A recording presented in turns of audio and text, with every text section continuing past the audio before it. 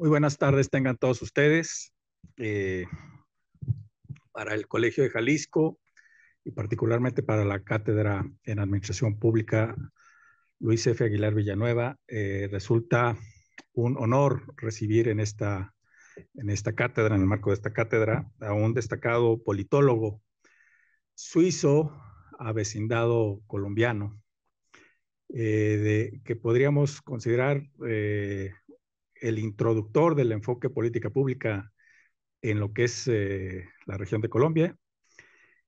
Y ahora que me tocó recibirlo y que estábamos intercambiando, por supuesto, anécdotas, porque afortunadamente nuestro invitado ya ha estado aquí en el Colegio de Jalisco en otras ocasiones, en el marco de otras actividades académicas. Estábamos sacando cuentas que ya estamos cumpliendo este año 19 años de la cátedra y curiosamente iniciamos trabajos con una conferencia magistral que se impartió ya por el 2006 con un colega que resulta que inspiró también el trabajo de Roth, de André Noël Roth. Me refiero a Giandomenico Maglione. Y la verdad es que pues era obligado que le abriéramos un espacio en esta cátedra a nuestro invitado. Y por supuesto quiero agradecer esta posibilidad a el Colegio de Sonora por su generosidad. Decirles que en este año hemos emprendido la Red Nacional de Colegios, un esfuerzo de articulación y de coordinación, así que gracias a este esfuerzo de coordinación es que logramos hacer coincidir las agendas para que hoy, en este lunes lluvioso en Guadalajara, pudiese estar presente nuestro invitado en el marco de la cátedra. Así que le agradezco muchísimo, por supuesto, al Colegio de Sonora y también comentarles a los que están presentes que esta conferencia magistral se está impartiendo de manera simultánea a través de las redes del Colegio de Jalisco, tanto a través de la red de colegios como de la red de investigación en gobiernos locales mexicanos. Así que muy probablemente quizás tu público en este momento esté alcanzando prácticamente la República Mexicana. Quiero hacer una breve introducción muy formal de nuestro invitado. Insisto, quienes hemos hecho investigación en política pública lo conocemos y lo hemos leído infinidad de veces, pero siempre es importante saber cuáles son las coordenadas académicas de nuestro invitado. André Noël Roth de Deubel, se pronuncia correctamente Deubel, es politólogo, tiene una maestría en ciencia política y es doctor en ciencias económicas y sociales con mención en ciencia política por la Universidad de Génova en Suiza. Es profesor Ginebra, perdón. Ginebra, Suiza.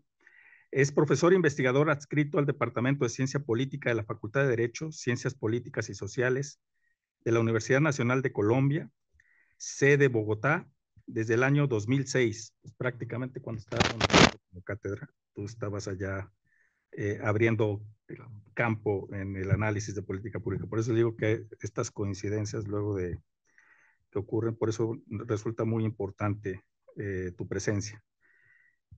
Actualmente tiene la categoría de profesor titular con tenencia de carga y es director de la maestría en políticas públicas por la propia Universidad Nacional.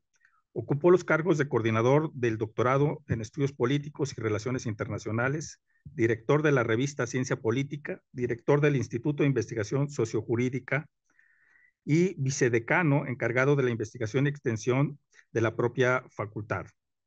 Anteriormente ha sido profesor asistente de la Universidad de Ginebra, Suiza, y profesor titular de la Universidad del Cauca, en Popayán, Colombia, en donde fundó el departamento y el programa de pregrado de ciencia política en el año de 1996.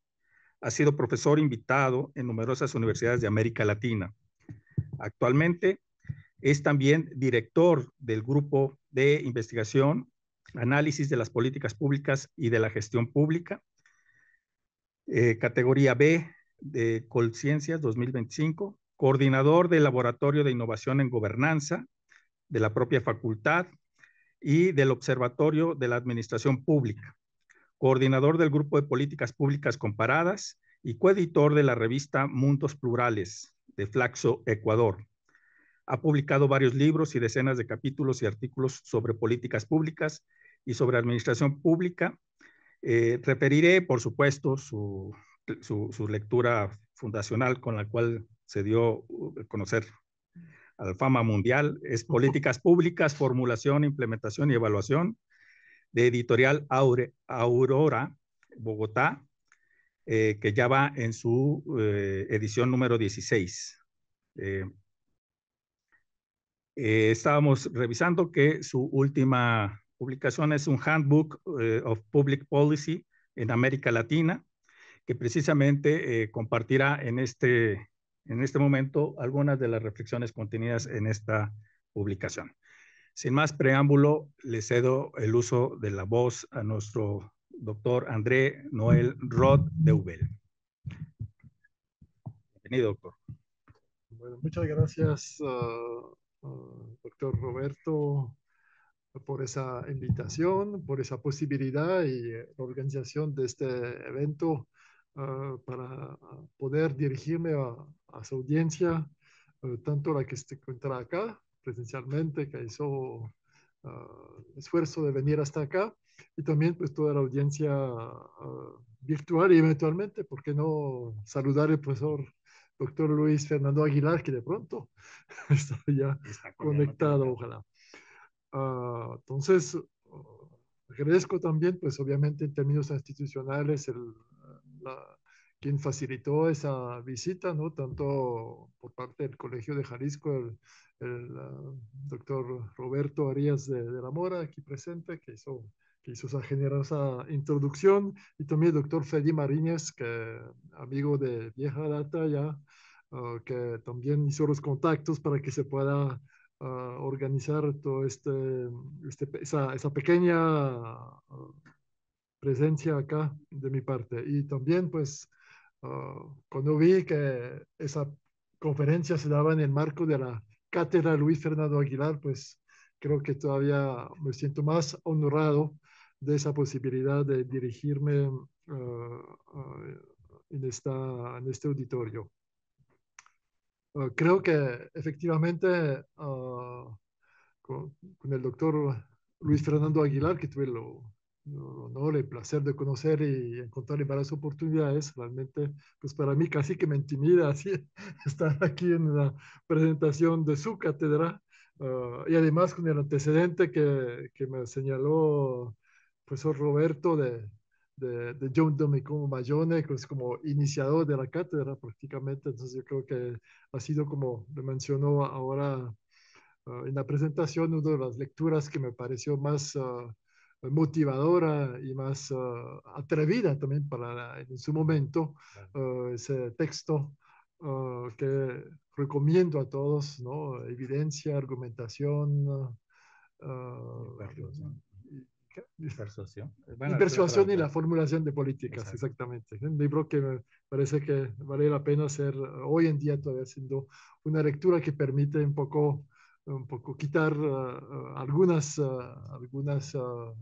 ideas a veces preconcebidas que tenemos sobre las políticas públicas. Entonces, en esta oportunidad quería como hacer una reflexión, una presentación que he titulado como Tendencia reciente en el análisis de políticas públicas, miradas latinoamericanas, precisamente un poco en el sentido de considerar que, es lo que voy a presentar rápidamente, buena parte del análisis de política pública, la tradición del análisis de política pública, ha sido una tradición que se ha inspirado, que se ha recogido de muchos autores de una tradición fundamentalmente norteamericana, con algunos aportes europeos, pero fundamentalmente sigue siendo una tradición mucho más norteamericana o anglosajona, para el producto sea un poco más preciso que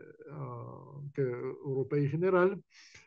Y yo creo que efectivamente la motivación o el interés también de esa presentación es llevarnos a pensar que creo que es el momento de ir un poco más allá y más allá de la recepción de tesis, teorías, conceptos y empezar tal vez a producir desde América Latina perspectivas analíticas que nos permiten, ojalá, desarrollar políticas públicas que corresponden finalmente también al contexto en el cual estamos. Creo que es un poco parte de la idea que quiero desarrollar acá, ¿no? Entonces, pero obviamente ante una audiencia tan calificada que está acá, pues tampoco es necesario recordar todo, decir, los inicios del campo de análisis de política pública. Creo que todo el mundo sabe que acabo de mencionar, gran parte de ese campo proviene de Estados Unidos y solamente en los años 70, 80, o sea que no hace tanto tiempo, ¿no? En términos generales son unos apenas 50 años que pasó a Europa, Europa Occidental inicialmente, y solamente desde los años 90 se empieza a hablar de política pública en América Latina. Obviamente, pues en ese sentido fue necesario casi que esperar los años 90 y también esta forma del desplomo de la Unión Soviética para ver en ese sentido esa ola de globalizadora que siguió, ¿no? Ese desplome, para que la análisis de política pública, en esa misma lógica de globalización, también empieza a ver esos campos difundidos en el mundo entero, ¿no? Hoy en día, pues, hay analistas de política pública en todas partes y del mundo entero, pero sí, solamente en los 90 se empieza a trascender las fronteras de América Latina. Y en ese papel, pues en este momento, precisamente vale la pena recordar y señalar pues que el papel central y pionero que tuvo el maestro Luis Fernando Aguilar en este proceso, ¿no? Creo que sus 4 volúmenes, su antología de 4 volúmenes, uh, han trascendido en América Latina. Creo que no hay un centro de estudio de política pública donde no existen copias de esa antología que ha sido fundamental para introducir ese campo en América Latina. Pero obviamente eso no quiere decir que no había políticas públicas en términos concretos, prácticas, en términos prácticos en el continente, obviamente, ¿no?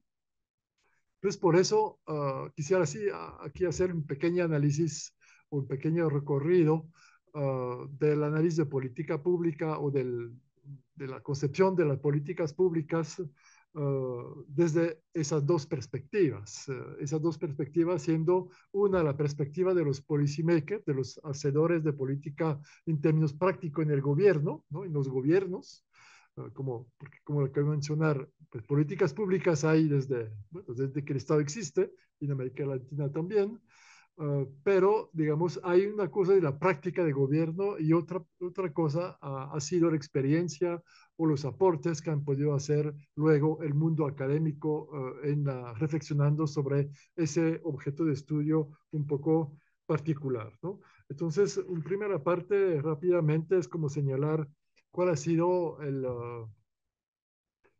desarrollo de las políticas públicas desde los gobiernos, ¿no?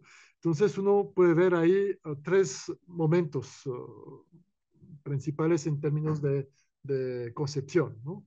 Entonces hay un primer momento que es el momento del desarrollismo, digamos, ¿no? Después de la Segunda Guerra Mundial, la idea de los países tiene que desarrollarse fundamentalmente centrado en la lógica del desarrollo económico, el resto sigue, digamos, digamos, por lógica de crecimiento económico, todo el resto de desarrollo tendría que seguir.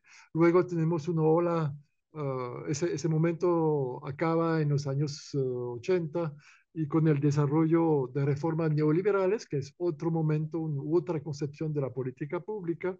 Y finalmente, desde ese marco neoliberal, podemos decir que ahora surgieron variaciones de ese modelo neoliberal que sigue siendo, digamos que son de tomos importantes, ¿no? Entonces, en primer punto, el desarrollismo latinoamericano, pues obviamente, como todo el mundo sabe, centrado en la industrialización y el crecimiento económico desde el Estado, ¿no? La idea del desarrollo centrado desde el Estado hacia la sociedad, como el famoso modelo de sustitución de importación, ¿no? Que se nutrió de los análisis sobre dependencia y desarrollo desigual de Cardoso y Falleto. Creo que ahí sí no aprendo nada a nadie, en el sentido que es un modelo ampliamente conocido y reconocido por su momento histórico. Y fundamentalmente la idea ha sido una planeación centralizada con definición de meta de políticas como el estado motor del desarrollo, ¿no? Desarrollo es fundamentalmente, repito, económico, ¿no? Es decir, eso pretendía romper los lazos de la dependencia y superar el desarrollo desigual. Esa perspectiva finalmente ha sido muy en línea con los desarrollos en términos de teoría de política pública que estaban presentes en Estados Unidos en su momento. Los primeros desarrollos, reflexiones sobre el análisis de política pública alrededor de Laswell, no diría tal vez solamente Laswell, pero alrededor de él tenía que ver un poco con esa visión del keynesianismo y del Estado que va a solucionar los problemas, ¿no? Sin embargo, a pesar con la interpretación original de América Latina, tenemos ahí una visión de un desarrollo que se basa en la teoría económica, ¿no? Fundamentalmente el motor, la reflexión es de la teoría económica, de la disciplina económica. Posteriormente pasamos al modelo neoliberal, pues como sabemos desde los años 80, con la crisis de la deuda, etcétera, nos lleva a una reflexión, o lleva a la teoría económica, más bien a una transformación, el abandono del keynesianismo por retorno a tesis clásicas, o más bien de escuela neoclásica de los Chicago Boys, que entraron en las oficinas gubernamentales para orientar las nuevas políticas públicas desde una perspectiva totalmente distinta, centrada ya no en el Estado, sino en el mercado, ¿no? Entonces, creo que ese paso ha sido importante para el análisis de política pública porque de una cierta forma generó, incluso en los países centrales, o sea, en términos de análisis de política pública en el norte, generó una crisis del campo, porque nunca se le había ocurrido que eventualmente lo que había construido a partir del modelo keynesiano, de pronto se encontró invalidado por un cambio en la teoría económica y por su introducción pues, a partir de los estados. Entonces, esos nuevos asesores de política, esos policymakers neoliberales, pues obviamente, como todo el mundo sabe, la idea era más bien reducir, minimizar el papel del Estado y a su vez la acompañó en este proceso todas las teorías que aquí en América Latina se habló de la reforma del Estado, pero de pronto después ya se introdujo el concepto de New Public Management y de nueva gestión pública como digamos, el brazo ejecutor o el modelo ejecutor de las políticas neoliberales en el sentido de privilegiar el mercado como la instancia, digamos, de búsqueda de eficiencia, ¿no? La eficiencia natural a través del Estado.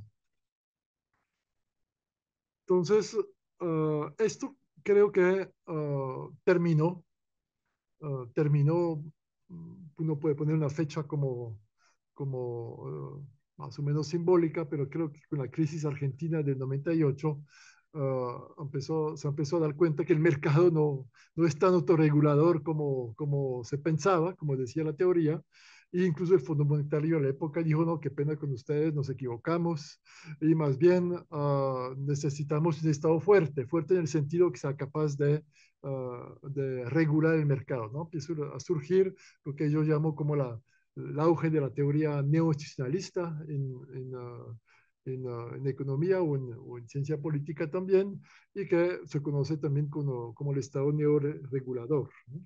Entonces ahí tenemos una visión distinta en que el Estado ya tiene un papel, retoma de nuevo un papel importante en la definición de la política pública, no solamente en desmontar y hacer el mercado, dejar hacer el mercado, sino más bien de organizar los mercados, ¿no? De esta forma es lo que se pretende con el Estado neoregulador, que el Estado empiece a vigilar y organizar el mercado a través de intervenciones específicas a través de las instituciones, ¿no? Todo el trabajo de Ostrom, por ejemplo, alrededor de las instituciones, el papel regulador de las instituciones, ¿no? Que genera reglas. Y eso creo que también permitió una rehabilitación del Estado como un actor político, no del Estado, o por lo tanto también rehabilita la clase política como un actor importante en la definición de las políticas públicas. Sin embargo, todos esos elementos muestran de una cierta forma que la teoría económica es la que, y sus variaciones, que es la teoría con la cual los estados han pensado la política pública, si es que la han pensado como de forma autónoma, más bien retomando la evolución de la teoría económica. Entonces, en América Latina, en ese contexto, si bien siguió ese modelo general, también hubo unos intentos de variaciones, ¿no? Ya mencioné, pues, de esta forma la sustitución de importación como una cierta variación del keynesianismo, pero dentro del marco neoliberal también podemos ver algunos aportes que se han realizado desde América Latina y que me parece que han sido importantes tanto como aporte conceptual, pero también como aporte, más bien como intento de transformar esa perspectiva neoliberal centrada en el mercado. Entonces, la primera aporte que siempre destaco, porque creo que vale la pena señalarlo siempre, es, por ejemplo, la invención del presupuesto participativo en el Brasil, ¿no? A veces tendemos a considerarlo como algo normal, pero hay que dimensionar que se trató de una innovación bastante transgresora, digamos, en el sentido que casi que por primera vez se va, se va aceptando, o sea, comprobando y aceptando que los ciudadanos son capaces de hacer decisiones, de participar a decisión de política pública, más allá de decir, de la administración pública, que hasta ese momento tenía muchas veces esa idea, esa visión de la burocracia weberiana que sabe y que impone su visión, porque ella sabe, usted no piensa, sino que nosotros pensamos para ustedes, ciudadanos, y la administración impone su visión, ¿no? Entonces, creo que es una primera vez de un concepto importante que permitió legitimar y demostrar la eficacia de esta forma de la voz de los administrados en los procesos de política pública, ¿no? Y esa innovación, como saben, seguramente aquí la aplican parcialmente también. Obviamente sabemos que en términos concretos hay ejemplos buenos y malos, ¿no? No quiere decir que todo funciona y que la maravilla, pero esa ruptura conceptual me parece que es importante porque en América Latina, a través de los 90 también esa ola, si bien recibimos esa ola globalizadora neoliberal, también coincidió en América Latina con una especie de legitimación y de fortalecimiento de la idea democrática en el sentido de la participación ciudadana, ¿no? Basta nombrar, por ejemplo, que son siempre de interés de consulta y ver la evolución, por ejemplo, los documentos del CLAD, ¿no? Del Comité Latinoamericano de Administración y Desarrollo, donde vemos a través de sus diferentes cartas ¿no? Los consejos que dan a a la administración pública, la importancia que ha tomado para esta institución la participación ciudadana, ¿no? Es decir, creo que es importante ese punto. Y ese modelo, digamos, de presupuesto participativo ha sido hasta un producto de exportación, en el sentido que en India, en Europa, no sé si tal vez no tengo claro eso, pero en Europa hay ciudades que aplican también este modelo, ¿no? Entonces yo creo que ahí es una muestra que desde América Latina también hay innovaciones que pueden ser de interés global. Y otro elemento importante en América Latina que me parece que vale la pena señalar también es precisamente debido a las características de la sociedad latinoamericana y su gran diversidad, su pluralismo, pues, digamos, único en el planeta, en el sentido por su historia de poblamiento, ¿no? Creo que todo eso ha generado, ha permitido construir digamos, son sociedades que son muy diversas y plural. Y, por ejemplo, todos los trabajos que se han hecho en relación, por ejemplo, al convenio 169 de la OIT, ¿no? Sobre el derecho al desarrollo diferente, que también tuvo cierta aplicación en América Latina. Todos los países lo han acogido, aunque pues de pronto ahí su realización ha sido más compleja.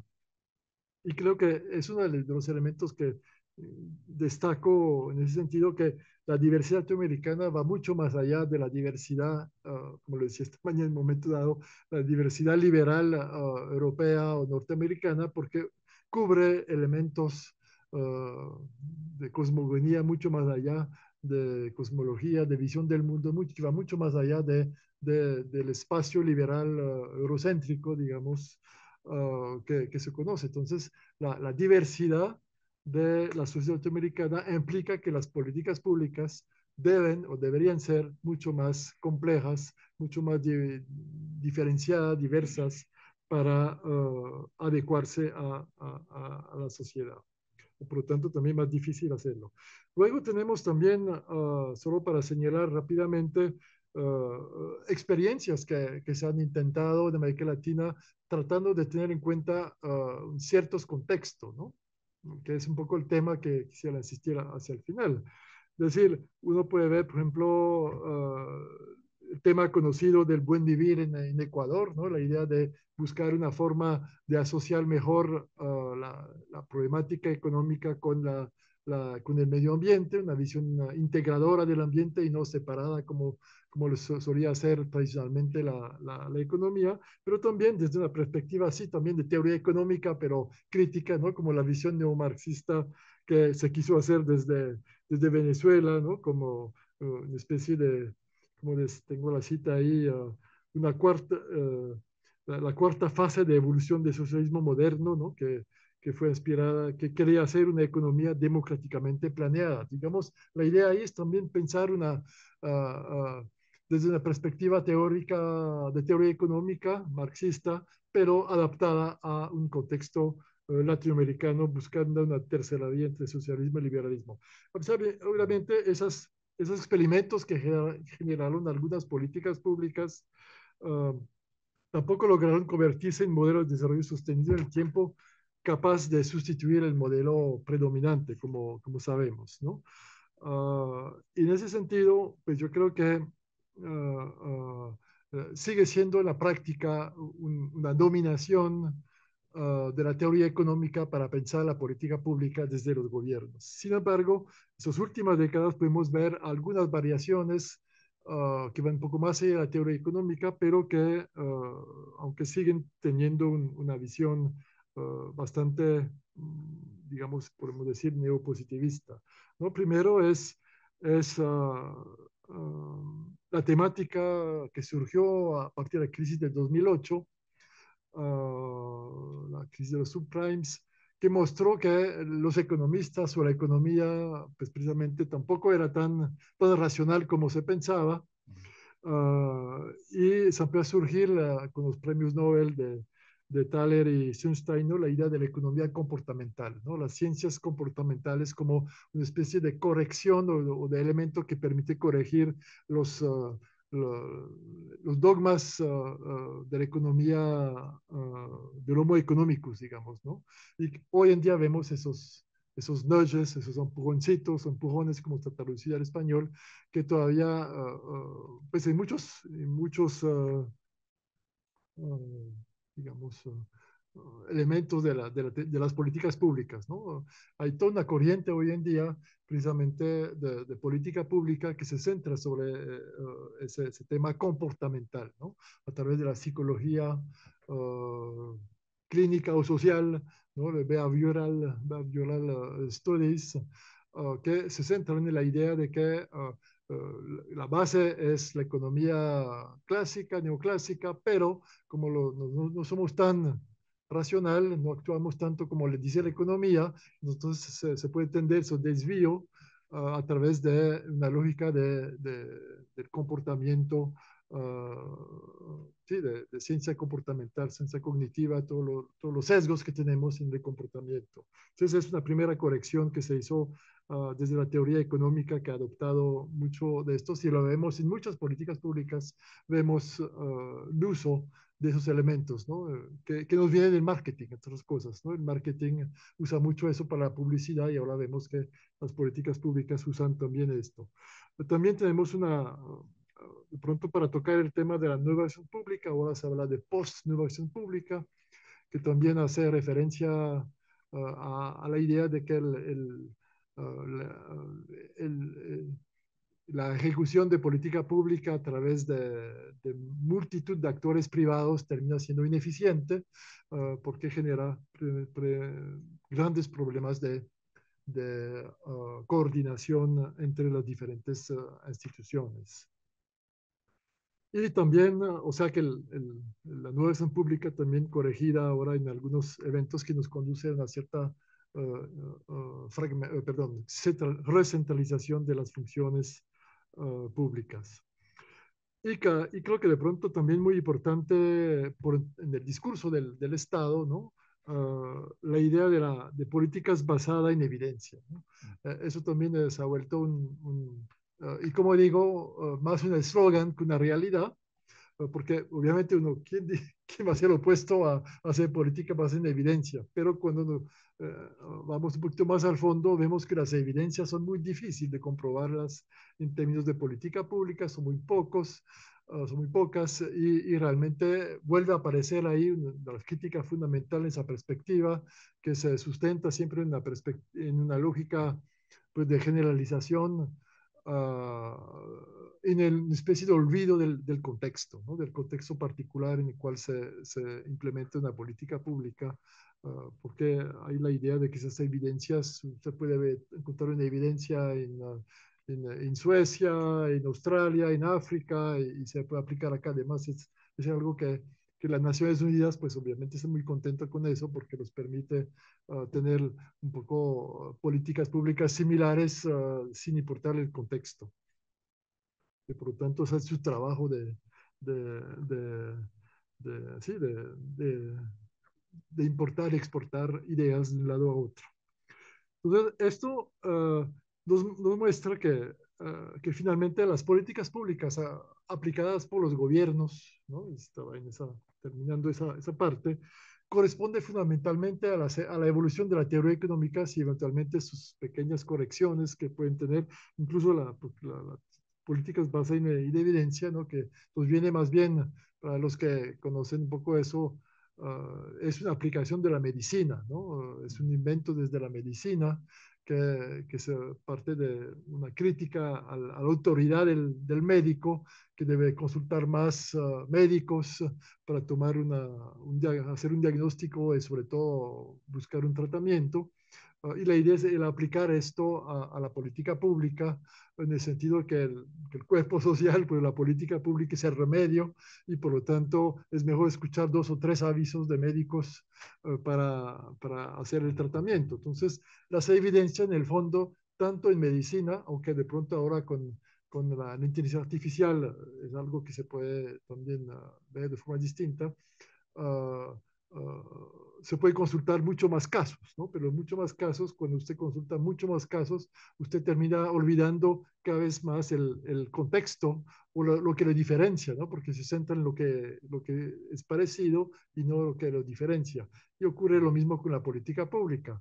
Vamos a tener, tal vez con la inteligencia artificial, la capacidad de acceder a muchos casos, no sé, política de lucha contra la corrupción. Entonces podemos ver en el mundo entero política de lucha contra la corrupción, pero en el fondo nos va a centrar en el remedio sin tener muy claro en el contexto en el cual se aplica. Yo creo que es una de las críticas que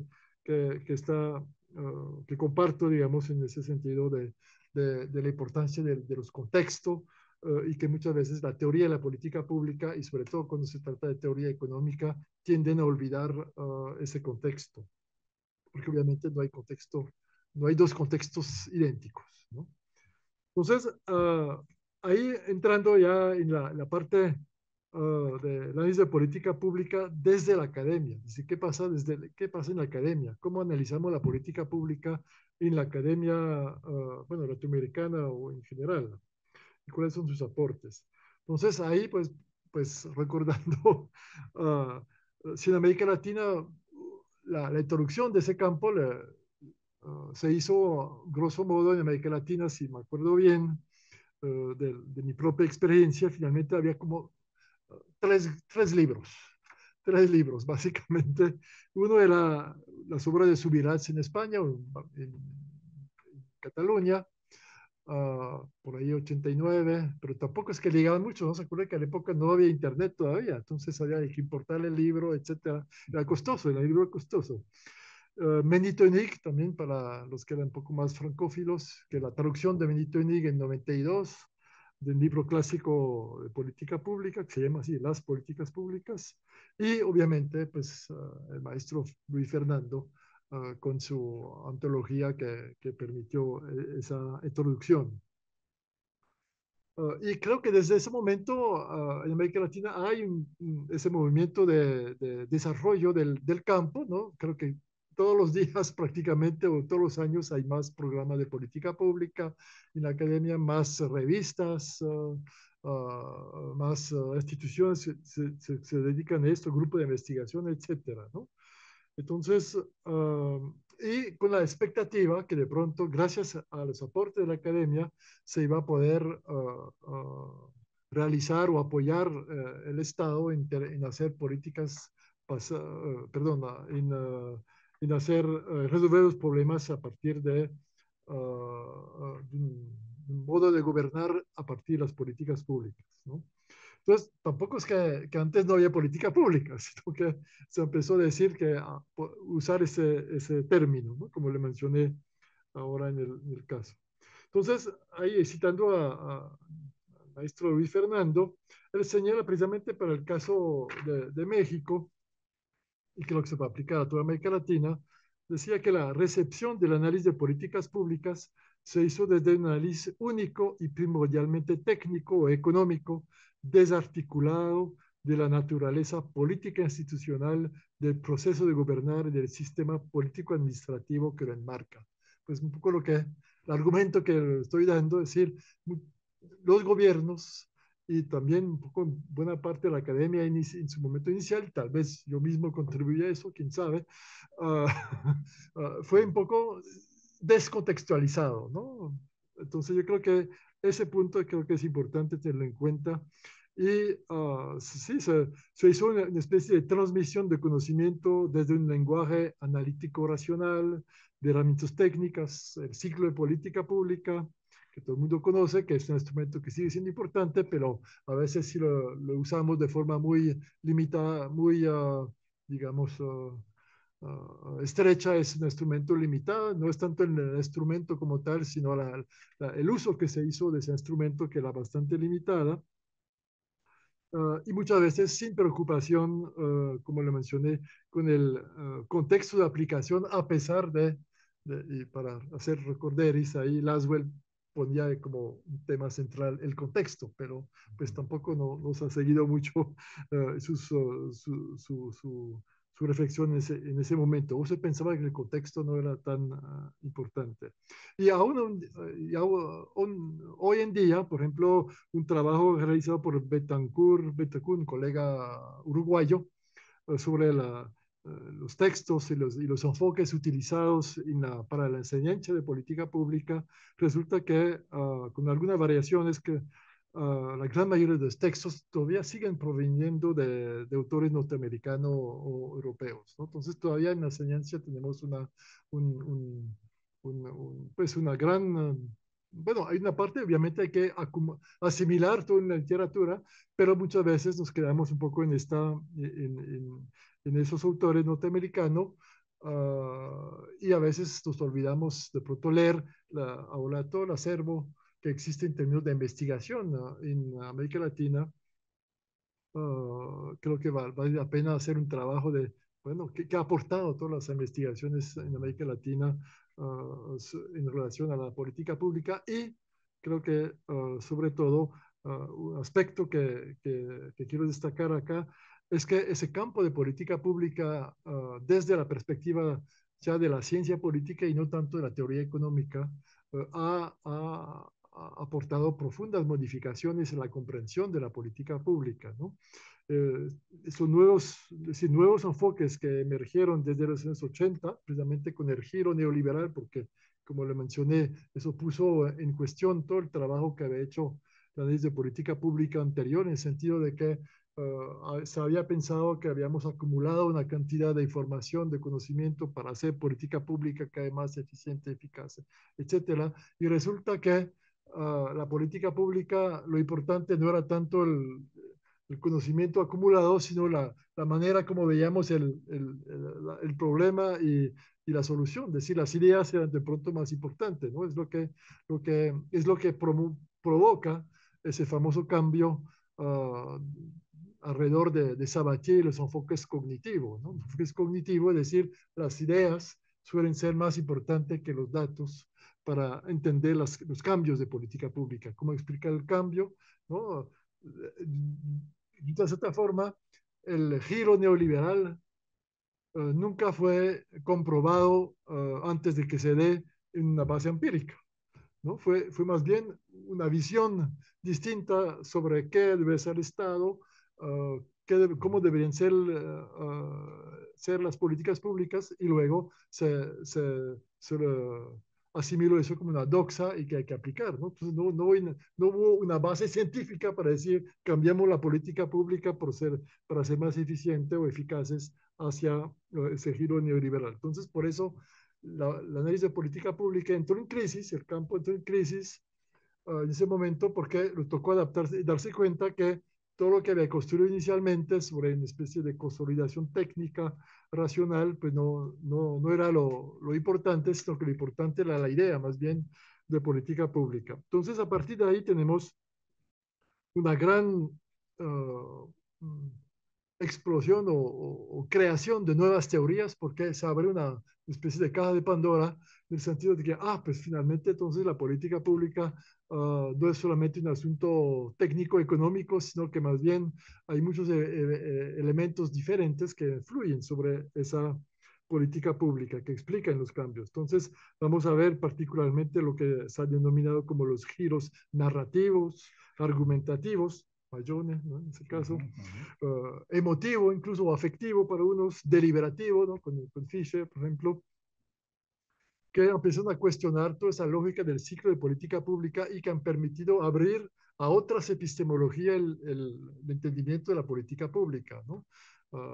La análisis de política pública estuvo bastante tiempo como un poco encerrado o preso de una perspectiva neopositivista, podemos decirlo en sentido amplio, con un poco alrededor de la racionalidad limitada como horizonte máximo, ¿no? De entendimiento de las decisiones públicas. Entonces, ahí tenemos, por ejemplo, en América Latina, a partir de la introducción de esas perspectivas distintas de análisis de política pública, una renovación de las investigaciones, pero muchas veces, y vuelvo un poco a la crítica que hacía anteriormente, en el sentido que se usa esos marcos teóricos nuevamente conformados o creados en el norte, usados de forma relativamente acrítica, ¿no? También, pues tanto el ACF de Sabatier como l'IAD de Ostrom u otros se aplican nuevamente de forma bastante acrítica. Entonces, creo que es ahí que rescato en particular una frase, una idea de un profesor Hill que ha denominado como la timidez teórica de muchos investigadores en política pública. Es decir, señala ese autor que como en ese campo hay mucha idea de querer resolver problemas ya, ¿no? Entonces es buscar una receta y esa receta, pues cuando encontramos una, como que no cuestionamos sus presupuestos. Entonces, eso creo que es una idea que vale la pena pensar y precisamente incluso esas nuevas perspectivas en la academia tampoco han sido criticadas o usadas de forma crítica desde la academia, pero muchas veces terminamos diciendo, ah, pues que el modelo tal vez no se aplica tanto en América Latina, es porque, pues bueno, el país está un poco en vía de desarrollo, por lo tanto, de pronto más tarde funcionará, pero por la hora, pues, ¿qué vamos a hacer, no? Un poco es eso. Y yo creo que ahí es el llamado, pues, en decir, es necesario que desde América Latina se empieza a pensar, bueno, conocer mejor el contexto nuestro y a partir de ahí, tal como lo ocurre en las diferentes teorías de política pública que usamos, que nos viene del norte, pues cómo construyen ellos teoría de política pública muchas veces a partir de investigación empírica y luego se hace una construcción conceptual para enmarcar para entender esa perspectiva, ese es el caso empírico que ven y poco a poco le tratan de ir subiendo en generalidad, digamos, de esta forma, ¿no? Entonces, yo creo que es el papel o es el rol que creo que nos toca empezar a trabajar seriamente. Y paradójicamente incluso es Pierre Müller, ¿no? De pronto conocen a Pierre Müller, también politólogo, pues de especialista en política pública francés, que una vez en una traducción de su obra en Colombia, que se hizo en ese externado, decía precisamente que él hizo un llamado a preguntarse sobre la naturaleza y las características de la acción pública en su respectiva sociedad. Decía, no, pero primero estudien bien su sociedad y a partir de ahí construyen tal vez un modelo teórico para entender esa realidad y a partir de ahí pues ir adaptando su construcción de política. Pero ese llamado de Müller, perdón, tampoco no ha sido el único, ¿no? Hay varios bueno, alguna vez yo también hice pero sin así frases que señalaba diciendo, pero ¿dónde está América Latina en la reflexión teórica de política pública? Pero también, para citar otros autores, Horowitz en 89, cuando se preguntaba sobre el proceso de política pública en el tercer mundo, en el 89 todavía usaba ese término, del tercer mundo, pero también ahí vale la pena señalar al doctor Enrique Cabrero también, ¿no? Que también señalaba eso en uno de sus textos, pues sobre la poca, el problema de no caracterizar suficientemente la sociedad en la cual vamos a construir política pública. Y volviendo a citar a Betancourt, ese colega uruguayo, señalaba en un texto recién, trataba de listar las diferencias que hay entre la sociedad latinoamericana y el norte, o Estados Unidos en particular. Bueno, hay varios elementos: precariedad de capacidad estatal, informalidad, ideologización de los partidos, personalización del liderazgo, lógicas democráticas un poco distintas, más híbrida que solamente representativa, ¿no? Hay siempre una gran desconfianza hacia la representación política, mucho más que en los países del norte, aunque también son elementos que se vamos compartiendo ya que entre las diferentes sociedades. También hablando de las zonas, O'Donnell hablaba de las zonas marrones, ¿no? todos esos elementos donde el Estado no está tan presente o está como un poco un fantasma, ¿no? Y pues como sabemos, tanto compartimos esos problemas tanto en Colombia como en México, de todos los movimientos, todos los grupos de poder ilegales, ¿no? Los grupos ilegales de poder que ejercen poder en no solamente en las regiones, pero en las ciudades, etcétera, a través de medios, pues obviamente muchas veces violentos. Entonces, todas esas sociedades como abigarradas, ¿no? Entonces, no se enmarcan en una perspectiva, no se pueden entender fácilmente desde una perspectiva analítica europea o norteamericana. Incluso ahora, recientemente, el año pasado, los mismos europeos están haciendo eventos académicos diciendo, de pronto, para entender la sociedad europea tampoco sirve los modelos norteamericanos. Entonces empieza a haber también diferenciación ahí y creo que nosotros estamos en mora también de hacerlo. Entonces, frente a esto y para ir cerrando, hay como dos vías, ¿no? Dos vías que uno puede señalar. Uno es la adaptación, es decir, coger los modelos que ya existentes, porque tampoco es que salen de la nada y que son totalmente inútiles. De todos modos, los modelos tienen su comprobación en ciertos territorios y hay muchas cosas que se comparten finalmente de sociedades estatales y seguramente se puede adaptar modelos teóricos a la realidad latinoamericana. En ese, por ejemplo, la CF de Sabatier, hay varios autores que han trabajado sobre ese tema de cómo adaptar esto al contexto latinoamericano, ¿no? Porque usted toma el modelo ACF y siempre hay dos, ¿no? La idea es que hay dos subsistemas, ¿no? Y eso corresponde a una visión anglosajona, ¿no? Oposición, gobierno-oposición, y como que dos partidos. Y ese es, subyace ahí siempre un pensamiento de la concepción política norteamericana. Lo mismo, de pronto un poquito más cercano a América Latina, pero en el modelo francés, ¿no? Müller, con su referencial de política pública, señala el núcleo administrativo central, el papel importante de la administración pública, tal vez eso nos acerca un poco más a América Latina con el rol central que tiene el Estado o la administración pública en Francia, pero sigue siendo una perspectiva que nace desde el estudio empírico de casos, ¿no? Entonces, creo que es una primera posibilidad de adaptación, ¿no? De la CF que hay. También ahí mi colega, mi colega Pedro Medellín, ¿no? De pronto lo conocen como un autor en Colombia que acuñó el término de fragilidad institucional para pensar el desarrollo institucional en términos de construcción de política pública, que él habla de obediencia endebles para tratar de entender todos esos grados de informalidad. Entonces, él hace eso desde una perspectiva, digamos, de tipo neoinstitucional para entender el cambio, pero buscando un esfuerzo para adaptar al contexto latinoamericano.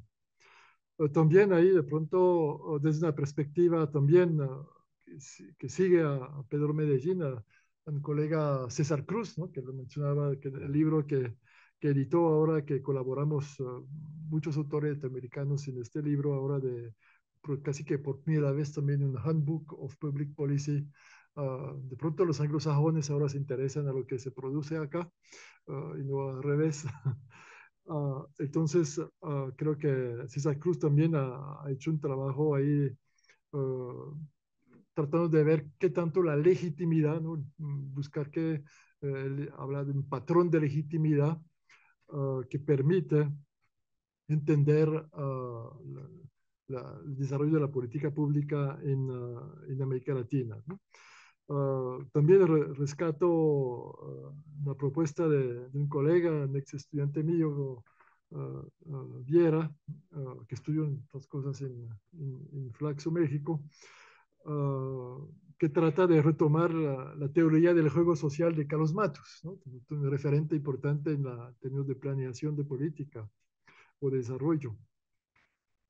También desde la perspectiva un poco más crítica e interpretativa, porque sí, la apertura que señalaba antes de la análisis de política pública, ahora tenemos todas las epistemologías de la ciencia social ya juegan en el campo de la política pública desde los 80, 90, como les decía. Entonces ahora También hay perspectivas más críticas o interpretativas, ¿no? Que buscan analizar la política pública o en clave decolonial o postcolonial, ¿no? Todo ese movimiento también importante para América Latina para entender esas realidades. Creo que el movimiento de la decolonialidad me parece un movimiento importante que permite entender muchos elementos, pero que no permite todavía construir, ¿no? Es como más bien mostrar, explicar eventualmente X u otra cosa, pero desde la perspectiva de la política pública, cómo pensar una política pública uh, uh, a partir de esos elementos creo que todavía está por construir. Entonces, una colega también colombiana en ese sentido propone el concepto de omnijetividad para entender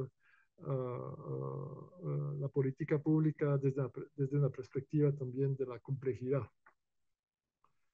Yo mismo he tratado de avanzar un poco de forma un poco irónica o más bien no, pues, irónica, digamos, de esta forma, de jugar con el concepto que lo decía Almuerzo ahora de lo barroco, ¿no? Que tanto la cultura barroca, que ha sido tan importante para América Latina en su momento, en el momento de la construcción de las sociedades latinoamericanas, ¿no? En el siglo XVII es el momento de construcción de la sociedad latinoamericana, por la cultura barroca que respondía de esta forma a la diversidad de la sociedad, en el cual creo que hay que tomar ese concepto y de pronto quitarle reafirmarlo en un sentido no tan peyorativo, pero precisamente de sistema que permitía una cierta convivencia entre diversas perspectivas, hasta contradictorias, ¿no? Entonces es un elemento que estoy un poco tratando de trabajar para pensar una perspectiva barroca en el sentido que corresponde también a ciertos comportamientos, a un ethos de comportamiento diferenciado, que no corresponde a la idea de la racionalidad limitada del mundo eurocéntrico. También hay un trabajo interesante e importante desde la perspectiva crítica y feminista, ¿no? También creo que ahí tenemos varios autoras que han trabajado ese tema. Aquí tengo, bueno, el texto le puse a María Camila Pinzón, también que tiene un enfoque feminista y decolonial, que busca construir una perspectiva, cito ahí, porque semiótico, material, afectiva.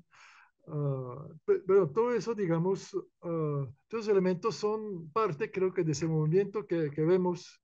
Creo que ahora hay una profesora de memoria Bullosa, creo que se llama Bullosa de Brasil también, que tiene un énfasis sobre teoría crítica y feminismo para explicar la problemática de la política pública en el Brasil.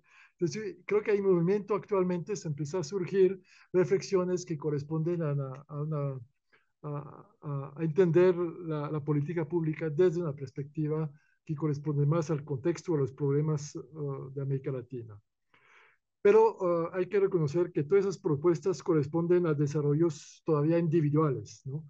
Y que carecen de soporte suficiente en la investigación empírica. Creo que es el reto que tenemos, la generación de estudiantes actuales, pues finalmente de pronto es ese reto, cómo ir construyendo desde América Latina y para América Latina perspectivas de comprensión y también de complejización más bien del campo de política pública. No se trata de oponerse a análisis de política pública en el norte, sino más bien entrar en dialogar y complementar eventualmente perspectivas teóricas que están ahí construidas en el norte. Y ahí, digamos, para ir cerrando, ¿no? Especialmente considera que después de años de recepción, en gran parte crítica de modelos de desarrollo, de arquitectura institucional, teoría de cambio elaborado en el norte global, parece que ojalá ha llegado el tiempo que, por lo menos desde la academia, perder esa timidez teórica de la región para desarrollar, testear, ¿no? Perspectivas originales para el estudio de la política pública y para luego, ojalá, pues que esas perspectivas puedan ser experimentadas a través de una práctica de los gobiernos, ¿no? La idea es obviamente la de política pública, que su función es tratar de trascender la academia, ¿no? La academia es un espacio interesante e importante porque permite experimentar, inventar sin mayor consecuencias, digamos, es el lugar de la libertad experimental de esta forma, ¿no? Hay que ser atrevido en la academia porque después en la vida pública es mucho más difícil experimentar, entonces hay que atreverse en la academia experimentar, inventar cosas, conceptos nuevos, experiencias que ojalá pues de pronto puedan proceder posteriormente a los espacios gubernamentales, ¿no? La idea de la innovación pública en el fondo es esa, aunque se ha vuelto mucho también una especie de eslogan que ahora todo es innovación, ¿no? Cualquier cosa es sobre innovación, pero una innovación que permite realmente pensar en procesos y conceptos distintos para entender nuestra realidad y aplicar y construir política pública que, y repito, como para ir cerrando ya, definitivamente el objeto de la política pública no es validar una teoría, es permitir, facilitar como la dignidad humana, o lograr la dignidad humana de las sociedades, ¿no? De las personas. Creo que eso es el fondo, el objeto de la política pública.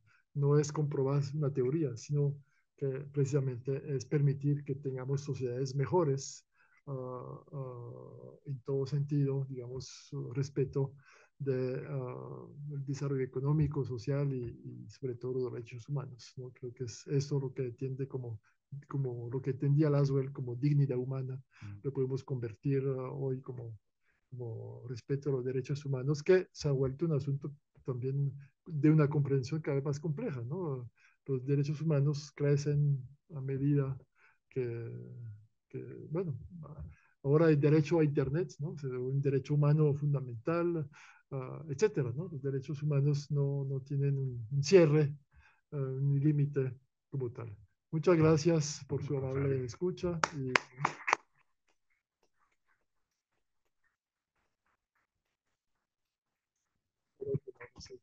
No, por supuesto que no. Muchísimas gracias, doctor, por estas miradas latinoamericanas que efectivamente perdemos de vista, pero creo que van a tono con quienes conocemos al doctor Luis Aguilar, la insistencia de que vayamos más allá de glosar a los anglosajones y que tiene que ver con esta timidez intelectual luego que tenemos los académicos latinoamericanos. Pues como lo prometido eres deuda, creo que la intervención deja mucho a la reflexión, pero seguramente hay inquietudes, entonces vamos a aprovechar y vamos a favorecer el intercambio de ideas, sobre todo de aquellos que se tomaron la molestia de venir incluso en tiempo lluvioso, para ver si abrimos una primera ronda de preguntas, inquietudes, reflexiones. Les pediría que si se pueden simplemente presentar a partir de ahí. Figueroa, del Colegio de Jalisco. Mi pregunta es, ¿considera usted que la calidad de las políticas públicas está en relación con la certidumbre democrática? Es decir, la calidad de las democracias, porque si es así, pues tenemos un reto, puesto que ahorita en el mundo y ese modelo anglosajón está también con muchas tendencias a los radicalismos y a los autoritarismos y básicamente a destruir las instituciones democráticas estables económicas que teníamos. Bueno, respondo directo o hacemos una... Hacemos ronda de tres, ¿te parece? Sí, de acuerdo. Acá de este lado. Gracias, buenas noches. Gilberto Tinajero, egresado del doctorado en Políticas Públicas y Desarrollo de la Universidad de Guadalajara. Pues, doctor, un placer tenerlo aquí. Gracias al Colegio de Jalisco por esta iniciativa, porque, bueno, más que al doctor, tenemos al profesor Andrés Roth, reforzando cátedra que muchos de egresados y estudiantes de políticas públicas hemos aprendido de usted, doctor. En su exposición, nos hace ver mucho de lo que nos comparte también en sus escritos y en su redacción. La necesidad de ampliar el análisis metodológico, epistemológico y sobre todo los enfoques de estudiar política pública.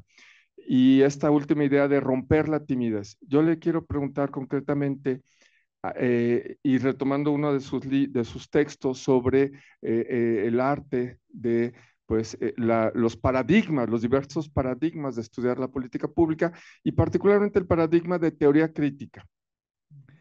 ¿Cuáles considera, doctor, que puedan ser los riesgos de que asumiendo el paradigma de la teoría crítica se pueda caer en una especie de reforzamiento de perspectivas autoritarias o populistas al dejar de lado la importancia y la relevancia de la perspectiva postpositivista o de la teoría económica aplicada a la política pública? Un poquito, ¿cuáles podrían ser estos riesgos de asumir a discreción la teoría crítica, que metodológicamente es válida, pero en regímenes populistas pueden ser riesgosos? Gracias, doctor.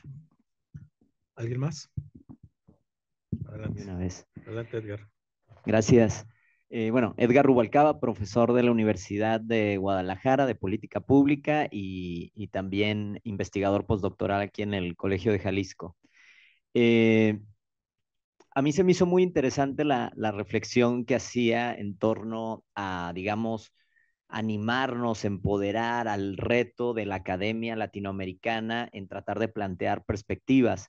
Sin embargo, la pregunta, y ahora contextualizo, es ¿por dónde cree que sea la estrategia para avanzar en ese sentido? Si bien comentó, bueno, que una estrategia que es la que yo creo que tendríamos que empezar por ahí, que es tomar modelos existentes, el marco de coaliciones promotoras, de Sabatier o el Multiple Stream Framework de Kingdom, el incrementalismo de Lindblom, para tratarlos de cuestionar desde la visión y la evidencia empírica latinoamericana. Yo creo que podría ser una ruta, pero ¿por dónde más cree que podríamos avanzar ahí? Porque yo quiero plantear una cuestión que tal vez se oiga un poco mal, no sé si políticamente mal, pero la verdad es que también creo, y lo digo desde también una base empírica, desde que uno recibe cada semana 2 o 3 invitaciones a revisar journals,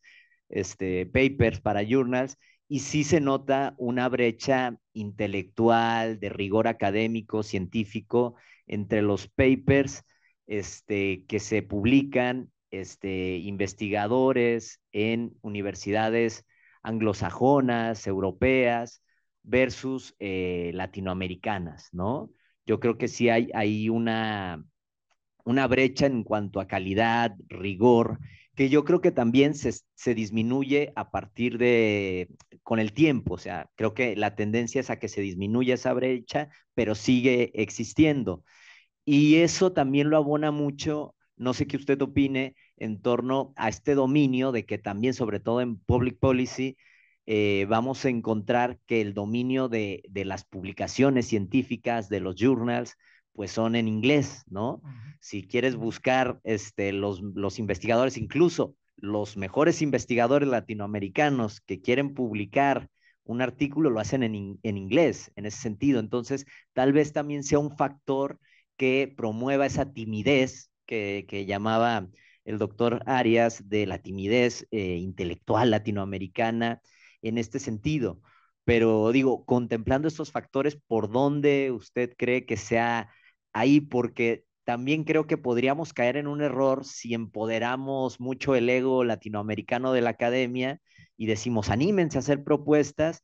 Puede que, también lo digo conforme a revisión de artículos y todo, de repente te llegan cuestiones muy arriesgadas de investigadores latinoamericanos que dicen, aquí ahí les va la nueva política pública latinoamericana, y son cosas bastante lamentables, sin base empírica, etcétera. Entonces, ¿dónde podría ser el camino metodológico, científico, para avanzar hacia esa construcción de una visión más robusta, que yo sí comparto, necesaria, de la visión latinoamericana, iberoamericana, en términos de contar con nuestros marcos analíticos, nuestra teoría adaptada, pero sin perder un rigor académico, científico en este sentido?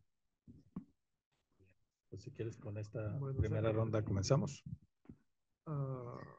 Bueno, sobre el tema de la que planteó la profesora Fabiola, con el tema de la democracia, yo creo que efectivamente el norte está en crisis también, pero yo en ese sentido rescato y insisto, creo que me pareció siempre importante y para los jóvenes investigadores que entran en ese campo de análisis de política pública, yo me quedo fiel seguidor de los elementos fundacional de Laswell. Es decir, ¿cuál es el papel del análisis de política pública? Es aportar un conocimiento, digamos, uh, técnico a cómo se hace una política pública, elementos técnicos, pero con el objetivo fundamental de democratizar la sociedad y de promover pues también la democracia en las decisiones públicas. Yo creo que ese, ese rol que plantea como que lo puso, que lo generó dificultades, ¿no? A Laswell en sentido, bueno, a Laswell de pronto no personalmente, ¿no? Pero en el sentido del campo, porque eso decía, pero si el objetivo es la democracia, pues no es una ciencia, sino que ya es una perspectiva ideologizada. Pero yo creo que en el fondo, pero lo comparto, en el sentido de que el asunto no es de aportar herramientas técnicas a los gobernantes para que logren sus propósitos, pero más bien lo que se señalaba, creo que en los textos que están traducidos en la teología de nuestro amigo Luis Fernando, sobre la importancia de trascender los gobiernos y servir más a la sociedad que los gobiernos, ¿no? Sabemos que efectivamente, creo que le mencionaba, pues fue una pregunta también que mencionaba ahora que estuve en Hermosillo, las se dan cuenta con el drama de Gaza que hay unos asesores de políticas ya habían calculado, hecho los planes para hacer el resort allá en Gaza, ¿no? Entonces uno dice, pero ¿qué tipo de analista de política pública es eso, ¿no? Obviamente es un caso extremo que no es todos los días, pero yo creo que hay un poco en la ética del investigador en el campo de la política pública y dice, sí, yo colaboro, yo estoy dispuesto a trabajar en política pública, ayudarle eventualmente a este gobierno, tal cosa, pero en una perspectiva de respeto democrático y de profundización democrática, ¿no? Yo creo que me parece que eso es algo que fundamental que vale la pena ser rescatado de ese campo. La ciencia y particularmente la ciencia de política pública, la policy science, yo creo que no es una ciencia absolutamente neutral como a veces no es un simple instrumento que se puede poner, que se debería que se puede poner al servicio de cualquiera, sino que creo que es parte, es como los médicos, ¿no? Debería ser como el código deontológico del analista de política pública, trabajar en perspectiva democratizadora, como le dijo Laswell en su momento. Claro que Laswell pues obviamente pensaba en contexto muy distinto, estaba la Unión Soviética, había que responder a la planificación centralizada soviética, etcétera, con una especie de planeación en un contexto capitalista, digamos, liberal capitalista, ¿no? Pues pero yo creo que la intuición de él, sin referirme a la temática ideológica en particular, pero creo que la búsqueda de la dignidad humana para todos, los derechos humanos es una perspectiva que debería ser, ojalá, como el modo, como la perspectiva de todos nosotros desde la academia para la política pública, ¿no? Pero bueno, eso ya finalmente pues, es un asunto individual, digamos, bueno, individual pues de responsabilidad individual en ese sentido, ¿no? Pero bueno, eso pues podría responder. Pero efectivamente la cuestión, yo creo que no, a pesar de un poco la cierta oscuridad que se viene, ¿no? Desde el norte, pues precisamente de pronto vale la pena reafirmar ese aspecto democratizador que debería tener la acción pública. bueno, un poco más pues, mismo sentido y la idea de la teoría de la teoría crítica, ¿no? Obviamente depende de qué teoría crítica también hay muchos elementos, pero ¿qué sentido la teoría crítica? La teoría crítica permite, o la idea, una de las ideas centrales de la teoría crítica es decir, yo develo los mecanismos de poder y al develar esos mecanismos de poder, los voy a dejar precisamente ilegítimos, ¿no? Porque pues parte un poco de esa idea central ahí. Pero entonces la política pública, yo creo que permite esa actuación en este sentido de mostrar cómo funciona una política. Cuando se analiza política pública, usted muestra finalmente quién decidió, quién influyó, uh, con qué mecanismo se hizo para que se tome tal decisión y con qué resultados. Y eso yo creo que es una perspectiva que es válida. Luego, obviamente, ahí va de pronto todos los aportes que han hecho autores como Fisher en el sentido diciendo, no, pero entonces, mire, lo que hay que hacer es precisamente reintroducir la ciudadanía o de una u otra forma. Yo creo que también se puede discutir sobre, en América Latina creo que es importante esos aspectos de cómo organizo la participación ciudadana, no se trata de hacer, bueno, llenar ¿cómo se llama? El zócalo y empezar a decir aquí vamos a decidir la política pública, ¿no? Eso pues, obviamente no tiene, bueno, hay muchos pequeños zócalos también, ¿no? Que en las universidades, ¿no? De pronto aquí no, el colegio es demasiado pequeño, pero imagino que una asamblea en la Universidad de Guadalajara pues no es un espacio adecuado para deliberar, sino que son más bien, bueno, lógicas de, de, de retórica para contarnos, para sumarnos, ¿no? Pero no tanto para dialogar. Entonces yo creo que la ciencia de política pública ha abierto esa puerta en el sentido de aportar o de comprobar mecanismos, de probar mecanismos de participación ciudadana donde se permite, tal vez menos numerosos, pero donde se permite la deliberación pública y los medios tecnológicos, que nuestro amigo Edgar ahí trabaja esos temas tecnológicos, pero los medios tecnológicos permiten incluso ampliar la audiencia más allá de una reunión pequeña, ¿no? Tú el tema de las asambleas ciudadanas, de los conferencias de consenso que le llamamos inicialmente en Europa, todos esos modelos de democracia deliberativa, como conocemos. Finalmente, la democracia no es la misma actualmente que en tiempo de Laswell. La democracia también ha avanzado en términos de reflexión de qué es la participación, cómo hacerla. La participación sin deliberación, pues tampoco es algo muy restringido también. Creo que, y eso es parte, yo creo que en América Latina hay muchas experiencias de participación ciudadana. Uh, donde hay un problema en el sentido de que muchas veces no se reporta en los journals, ¿no? En Europa hacen una experiencia participativa una vez y salen 20 papers para decir que fue una maravilla, ¿no? Que inventamos el agua tibia acá, o bueno, el agua, todo lo que quiera.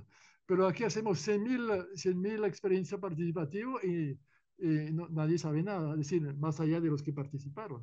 Entonces yo creo que ahí está la responsabilidad y casi que voy asumiendo o hacia la respuesta para Edgar.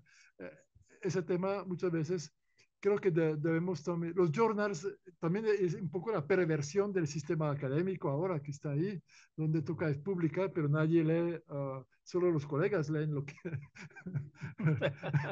lo que escribe, ¿no? Y pues esos sistemas de ranking, de clasificación, etcétera, se han vuelto perversos, ¿no? También.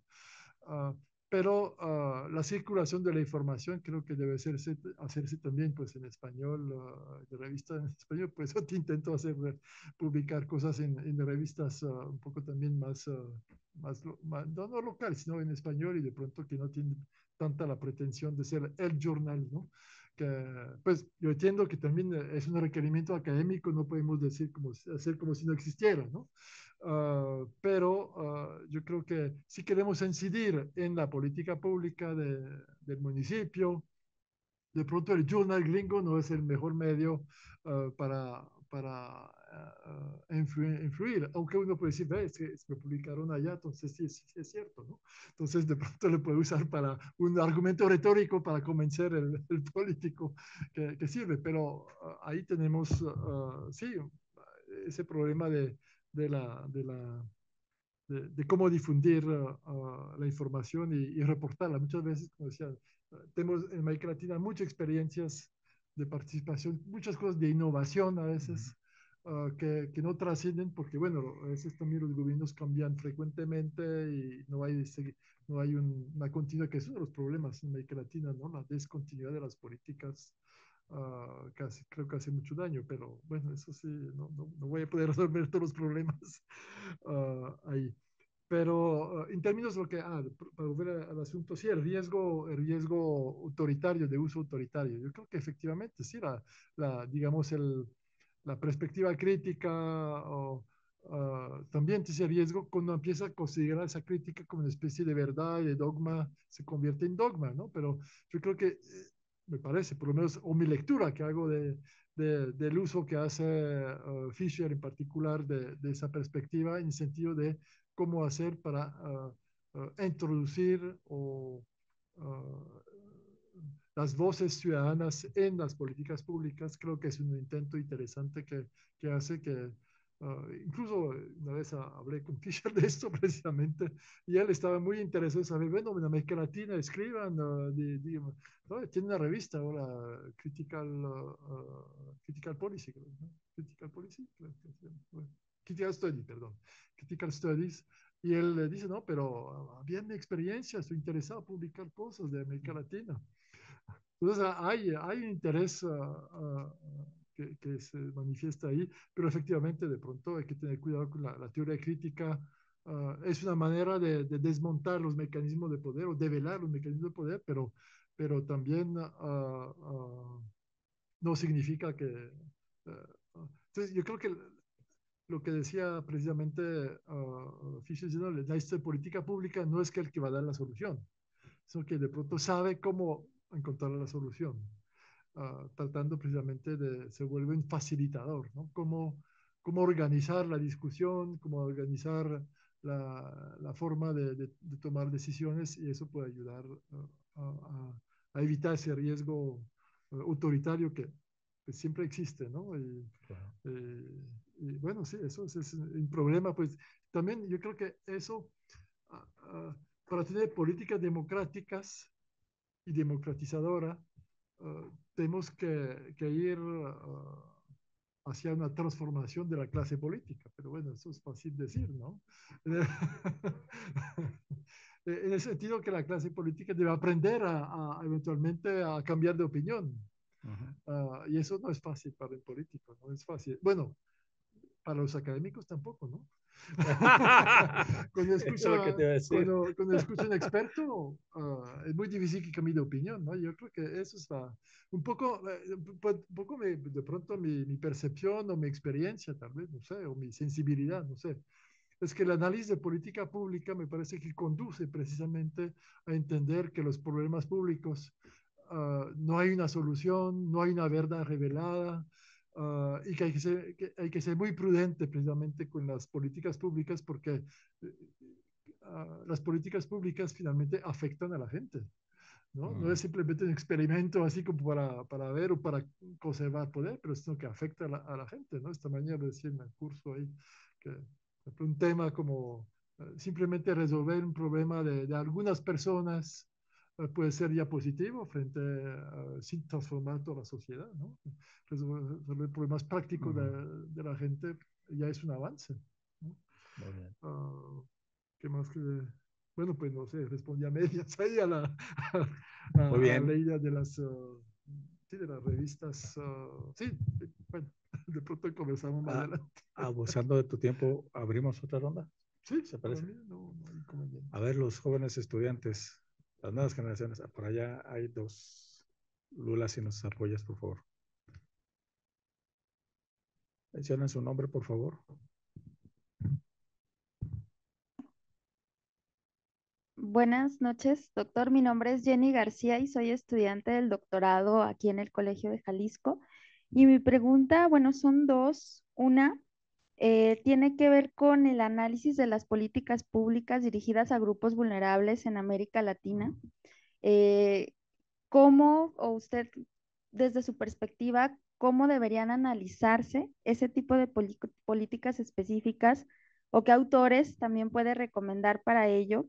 He leído a Teresa Matus desde su propuesta de innovar desde la falla, es decir, de que no se realizan estas evaluaciones del por qué fallan las políticas dirigidas a estos grupos vulnerables. Y también de ahí me surge la pregunta si en América Latina es esa característica ya como enraizada de que las políticas públicas dirigidas a estos sectores fallen. Si hay alguna, no sé, algún análisis que haya mostrado una cosa distinta y, o si es algo como comparado con estas visiones más, pues estadounidenses, europeas, ya enfocado en América Latina, ¿por qué fallarían? Porque Teresa Matus también plantea que los que trabajan, o sea, en el gobierno, pues también trabajan en lo social y se supone que tendrían que estar revisando esos contextos de estos grupos vulnerables, pero ella menciona que las fallas las conocen, pero no la pueden enunciar, quizá por estos cambios de gobierno, porque no hay continuidad, porque no hay evaluación, pero me gustaría saber su perspectiva al respecto. Muchas gracias. Muy bien. Por allá. Hola, muy buenas tardes. Sinceramente, bueno, en base a lo que se ha dicho y en base a las preguntas que también se han hecho, me llamó bastante la atención lo dicho como el código de conducta de los creadores de políticas públicas, por decirlo de alguna manera. Y, y también, en base a esto y con base en su experiencia, preguntarle, en especial a quienes apenas estamos comenzando en este mundo de la investigación académica, preparándonos en estas aulas, ¿cuáles serían esos consejos o puntos focales para nosotros poder guiarnos y poder realizar esa investigación científica debida con el rigor que se debe? En especial en estos tiempos, como bien se mencionan, de un norte convulso, de un mundo que está enfrentando pues tiempos oscuros y tiempos oscuros de fuerzas que se aprovechan de esto, de la desinformación, del desrigor científico y que suelen incluso aprovechar estas herramientas a su propio favor.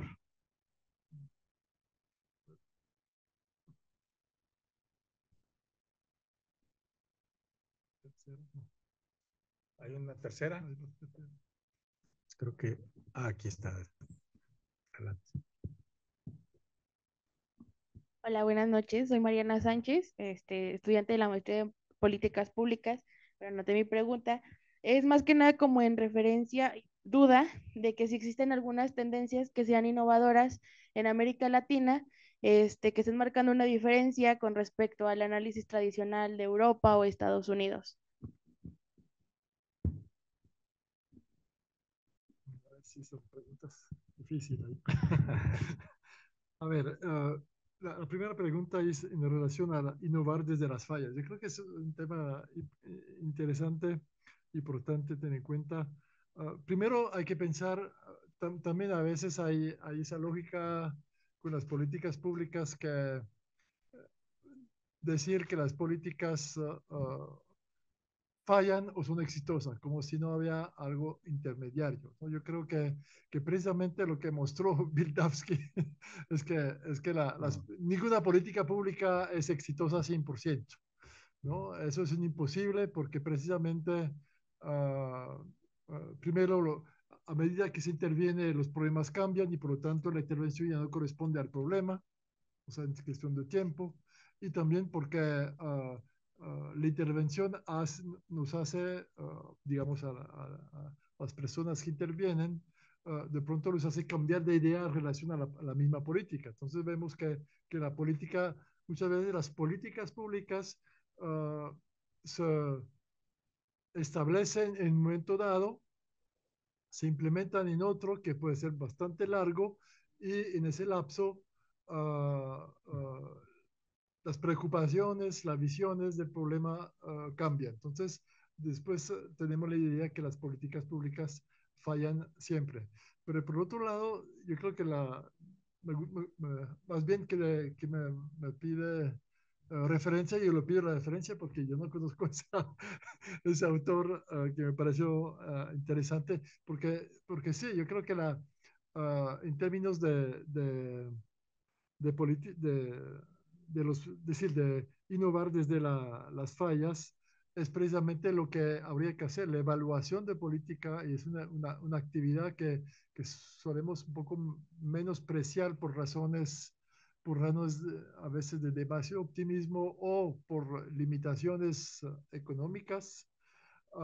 No se hace las evaluaciones, no se hace el seguimiento a las políticas públicas y precisamente las políticas innovadoras, y muchas políticas son innovadoras en términos de que los funcionarios quien lo corresponde, pues no tienen la costumbre de esa política, no tienen la rutina de esa política. Entonces, hay muchas políticas innovadoras que de pronto no en sí, sino para los funcionarios es innovador, es un asunto nuevo y por lo tanto implica un aprendizaje y también va ligado un poco a la lógica, también creo que, bueno, aquí también hay mucho conocimiento sobre los archivos y la memoria administrativa, ¿no? Muchas veces la administración o el personal le falta memoria institucional para hacer las cosas mejor, ¿no? Para mantener las cosas y saber qué funciona y qué no funciona. Por eso el mismo Lauswell decía, hay que preguntar a los funcionarios, no solamente a los expertos, a los funcionarios también, cómo hacer la política pública y qué solución hay que dar. Entonces, me parece que la perspectiva que menciona innovar desde las fallas son importantes no para criticar al gobernante, sino para mejorar la política. Sí, claro. Que la función de la evaluación es para mejorar la política, no para echar a la culpa a X o Y funcionarios o políticos. Pues obviamente sabemos que también hay problemas ahí, pero creo que ahí temáticas como precisamente los grupos vulnerables, pues porque creo que lo que menciona de fallas no se limita a los grupos vulnerables, ¿no? Creo que, pero los grupos vulnerables pueden tener a veces, ¿qué tanto se puede hacer partícipe de esas mismas personas a la forma, a la concepción de la política, o incluso, ¿no? Como les mencionan algunos autores, pensar la evaluación de política pública desde los mismos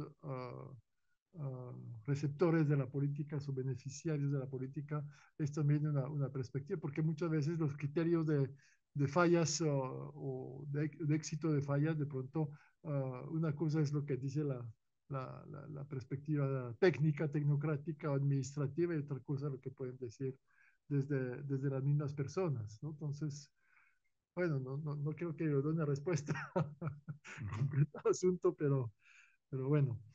A ver, consejos, ¿qué consejos que les puedo? Primero hay que ser optimista. Sí, es decir, si usted hace algo y no cree en eso, va a fallar. Es como precisamente la administración pública. El funcionario público que sea algo y no cree en la política que hace, seguro falla, ¿no? Porque precisamente lo que caracteriza la política pública es que para que esté exitosa, generalmente los funcionarios tienen que hacer más de lo que dice el código, el manual de función, ¿no? Eso también es un llamado de esta forma a la innovación administrativa. Creo que estamos también en esa, no se trata de innovar solamente en política pública, pero creo que también innovar en términos de reflexión administrativa, de modelo de organización administrativa, que de pronto estamos en América Latina por, bueno, hay muchas razones que pueden justificar eso, pero yo creo que el modelo weberiano tradicional que sigue perdurando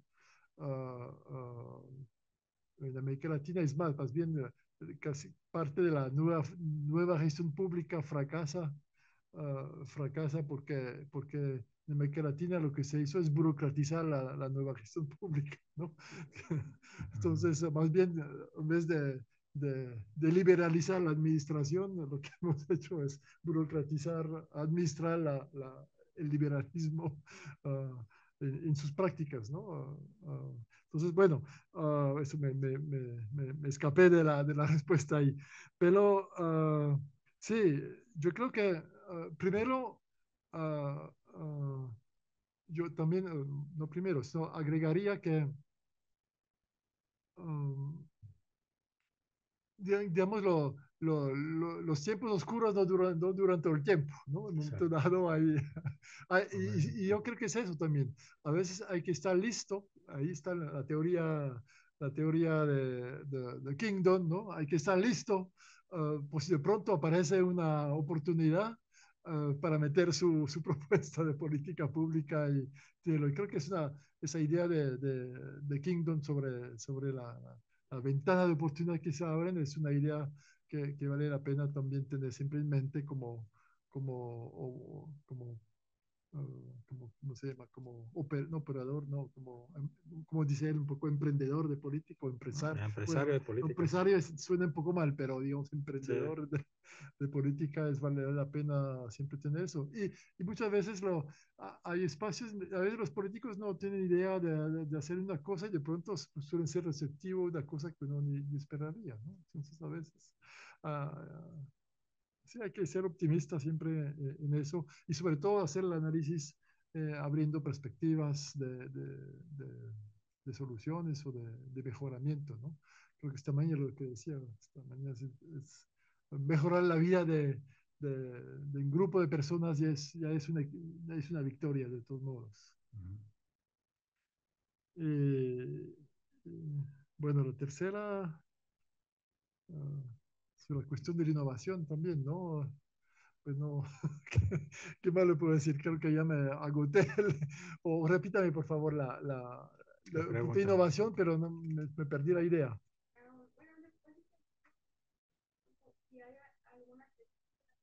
Ah,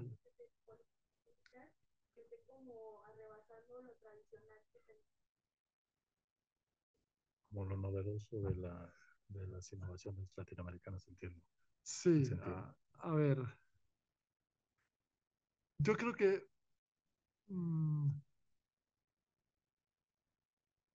me parece que lo que podemos ver como innovador es precisamente, y cada vez ahí de pronto hago referencia a la lógica que me parece pertinente en el sentido de que hay que mezclar, hay que buscar la forma de usar diferentes teorías en diferentes momentos de la política pública, no limitarse a una perspectiva nomás, sino que de pronto hay que pensar los problemas desde varias teorías finalmente.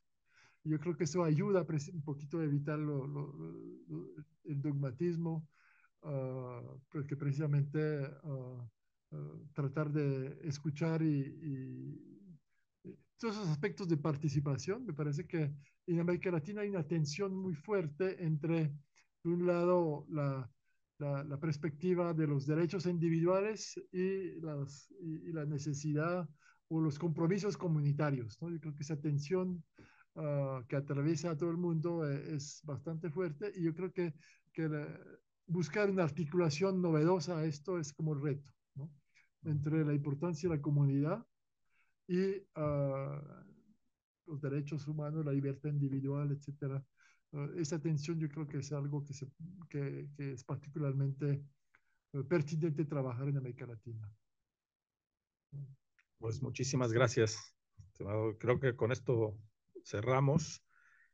No sin antes, es una tradición en el Colegio de Jalisco invitar un pequeño refrigerio, y aquí en los jardines podrán seguir conversando con el doctor André Noel. No me resta más que, a nombre del Colegio de Jalisco y de su cátedra Luis F. Aguilar Villanueva, darle las gracias a André Noel Roth por su estupenda conferencia sobre tendencias recientes en el análisis de políticas públicas, una mirada latinoamericanas. Así que, André, pues serás siempre muy bien recibido aquí en el marco de esta cátedra. Muchísimas gracias a todos por su presencia y gracias a quienes nos acompañaron desde las redes sociales de las distintas instituciones involucradas en este esfuerzo de divulgación científica. Muchísimas gracias.